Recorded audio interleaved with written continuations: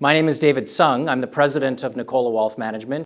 Now, I thought I would begin this evening by asking all of you a question. What were you doing in 1994?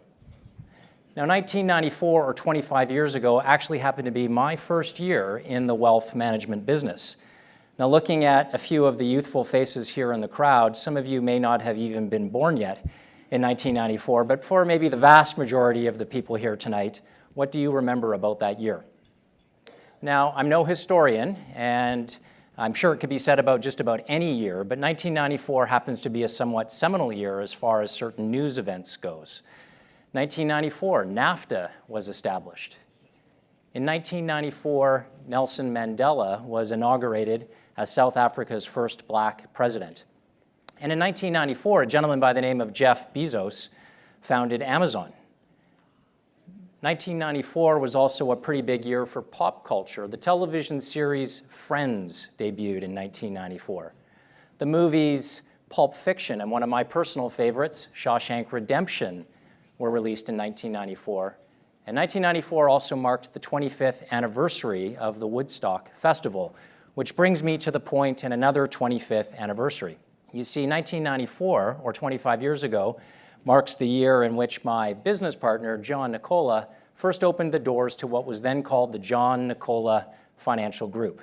And for those of you who knew John, this probably came as somewhat of a surprise to you, because if you knew John and you knew his history as an aspiring rock star, one may have assumed that John maybe could have been one of the performers at Woodstock's 25th anniversary festival.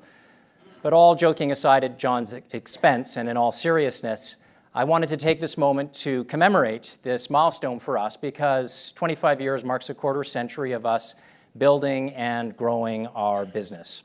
Now, from a very small office in an area of Vancouver called False Creek, we've gone on to build a national firm with 200 staff and offices from both the East Coast to the West Coast, focusing on advanced financial planning for successful families, built on a pension-style institutional class investment platform that has scaled beyond simply investing in publicly traded stocks and bonds, but includes investing for our clients in areas such as hard asset commercial grade real estate, private equity, private debt, infrastructure assets, renewable resources such as timber and farmland, and commercial mortgages. Now, over the past few months, as I've looked back over our firm's history, a common thread and theme seems to run through what I see, and that's been our contrarian approach, to perhaps look at doing things differently than the herd and the masses. And it can be difficult being different, because people tend to want to conform. People tend to want to do what others before them have already done. And don't get me wrong, as we all know, following the lead of others can be useful in many areas of life, but not necessarily so when it comes to investing. You cannot simply follow the herd. Now, many of you here are familiar with Warren Buffett, considered by many to be one of the world's greatest contrarian investors, and I'm sure you've all seen or read this one before. He said, "You would be wise to be fearful when others are being greedy, and look to perhaps be a little bit greedy when others are being fearful." And I'd like to run through with you two real examples. Circling back to Amazon, since 1994, the Amazon effect has seen many of us change the way in which we shop. If I was to ask for a show of hands here, like myself, I'm sure that many of you here now have an Amazon Prime account. I mean, how good is it? 2 clicks, 2 days later, the stuff's at your door. No more fighting for parking spaces, no more driving from store to store trying to find what you're looking for. And this has been accelerating recently. And whether it's Amazon or other digital retailers, they have been having a dramatic and negative impact on bricks and mortar real estate. So much so that real estate investors have been shying away from investing in bricks and mortar retail real estate. So it would be fair to ask then, and it would be a good question of us to say, why then did we invest through our value add real estate fund in partnership with PCI Developments in a retail shopping center called Cottonwood Mall in Chilliwack, BC? Let's unpack it a little bit. It's a 248,000 square foot enclosed mall. More importantly, 92,000 square feet, or close to 40% of the shopping mall, sat empty as a result of Target pulling out of Canada a few years ago. Now, if you're any real estate income investor, of course you're going to have pause for concern investing in something where close to 40% of the square footage or potential rental revenue is sitting empty. But here's what else we saw. The remainder of the mall was close to 100% leased, with some pretty well-known, deep-pocketed, tenanted brand name companies such as TD Canada Trust, Starbucks, and Burger King, to name just a few. In addition to that, during our due diligence phase, we were, through our network, able to negotiate and secure Save On Foods as the new tenant to backfill the Target space. Now, Save On Foods is owned by the Pattison Group, and Jim Pattison is one of the country's wealthiest individuals and entrepreneurs. So we felt pretty good about the covenant of the tenant. In addition to that, through looking at change of use and density, we were able to establish and get new density, which would enable us to put in place a new freestanding structure and a new store to create additional potential rental revenue. And lastly, for the existing tenants that were in place, we were seeing very same-store sales that were very strong despite the retail landscape. As a result of all of these factors, adding them together, our real estate team felt that on a go-forward basis, this would be something that would yield us an annualized return greater than 20%. And interestingly enough, it's not just through real estate that we were seeing some potential results coming from investing in the grocer space. In 2016, our public markets investment team began to key in on this theme as well, and they began to take a closer look at Empire. Now, Empire is the owner of Sobeys, and at the time in 2016, they were the recent acquirer of Safeway.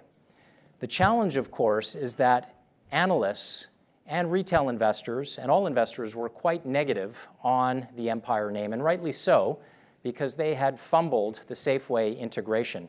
And they became even more negative when analysts saw that Empire management had written down the value of the Safeway purchase by half of its value.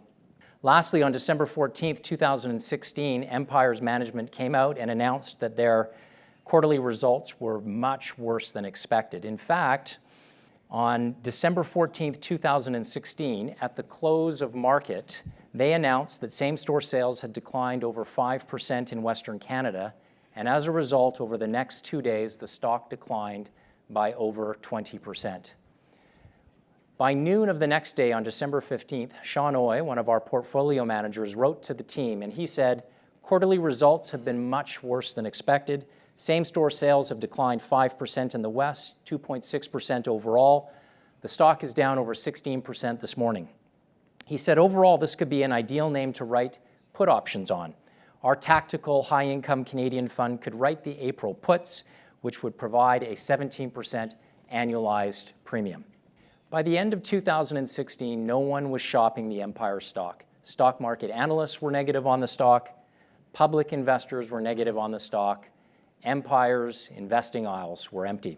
But we found that the valuation of the company actually was very compelling. It was trading well below our very conservative value of its net asset value.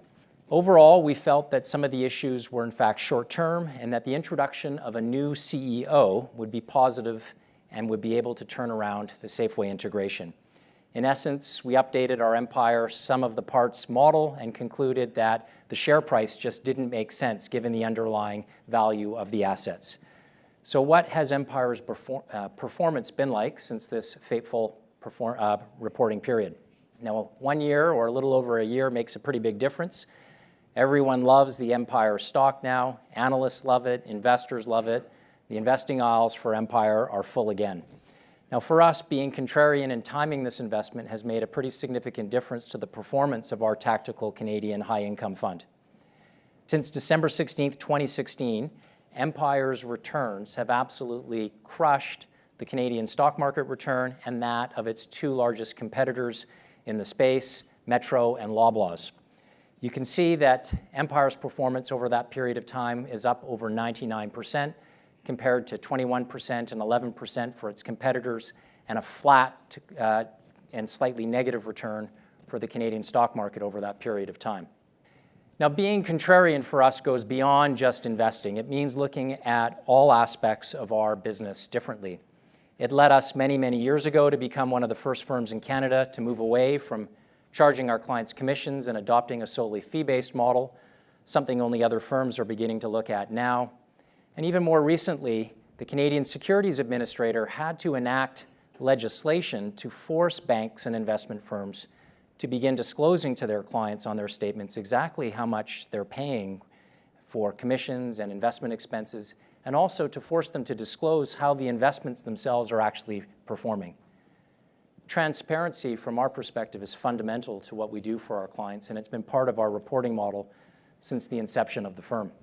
Now, we're certainly proud of what we've been able to build over the last 25 years, and all of us at Nicola Wealth are looking forward to continuing to work with many of you over the next 25 years. But to bring everything back to a much shorter period of time, I'd like to welcome Ontario Regional Manager Ron Hake to the stage.